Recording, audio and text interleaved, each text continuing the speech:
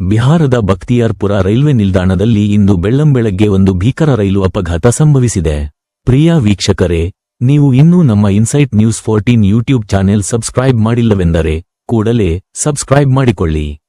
ಬಿಹಾರದ ಬಖ್ತಿಯಾರ್ಪುರ ರೈಲ್ವೆ ನಿಲ್ದಾಣದಲ್ಲಿ ಇಂದು ಬೆಳ್ಳಂಬೆಳಗ್ಗೆ ಒಂದು ಭೀಕರ ರೈಲು ಅಪಘಾತ ಸಂಭವಿಸಿದೆ. ಅತಿ ವೇಗವಾಗಿ ಬಂದ ನ್ಯೂ ಫರಕ್ಕಾ ಎಕ್ಸ್‌ಪ್ರೆಸ್ ರೈಲು ಇಬ್ಬರು ಮಹಿಳೆಯರ ಬಲಿಯನ್ನು ಪಡೆದುಕೊಂಡಿದೆ. ಇಬ್ಬರು ಮಹಿಳೆಯರು ಹಳಿಯನ್ನು ದಾಟಿ ಪ್ಲಾಟ್ಫಾರ್ಮ್ ಸಂಖ್ಯೆ 2ಕ್ಕೆ ಹೋಗಲು ಪ್ರಯತ್ನಿಸುತ್ತಿದ್ದಾಗ ಈ ದುರ್ಘಟನೆ ಸಂಭವಿಸಿದೆ. ಅತಿ ವೇಗವಾಗಿ ಬಂದ ಫರಕ್ಕಾ ಎಕ್ಸ್‌ಪ್ರೆಸ್ ರೈಲು ಮಹಿಳೆಯರಿಗೆ ಡಿಕ್ಕಿ ಹೊಡೆದಿದ್ದು, ಇಬ್ಬರು ಸ್ಥಳದಲ್ಲೇ ಸಾವನ್ನಪ್ಪಿದ್ದಾರೆ.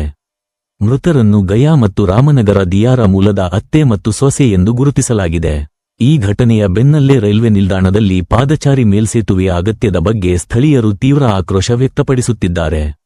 ಸೂಕ್ತ ವ್ಯವಸ್ಥೆ ಇಲ್ಲದ ಕಾರಣ ಇಂತಹ ಅನಾಹುತಗಳು ಪದೇ ಪದೇ ಸಂಭವಿಸುತ್ತಿವೆ ಎಂದು ಕಿಡಿಕಾರಿದ್ದಾರೆ. ಅಪಘಾತದ ಹಿನ್ನೆಲೆಯಲ್ಲಿ ಈ ಮಾರ್ಗದಲ್ಲಿ ಸುಮಾರು 30 ನಿಮಿಷ ಸದ್ಯಕ್ಕೆ ರೈಲ್ವೆ ಪೊಲೀಸರು ಸ್ಥಳಕ್ಕೆ ಆಗಮಿಸಿ ಪ್ರಕರಣ ದಾಖಲಿಸಿಕೊಂಡಿದ್ದು, ಮೃತದೇಹಗಳನ್ನು ಮರಣೋತ್ತರ ಪರೀಕ್ಷೆಗೆ ರವಾನಿಸಿದ್ದಾರೆ. ಹೆಚ್ಚಿನ ಮಾಹಿತಿಗಾಗಿ ನೋಡ್ತಾ ಇರಿ ಇನ್ಸೈಟ್ ನ್ಯೂಸ್ 14. ಮುಂದಿನ ಸುದ್ದಿಗಳಿಗಾಗಿ ನೋಡ್ತಾ ಇರಿ ಇನ್ಸೈಟ್ ನ್ಯೂಸ್ 14.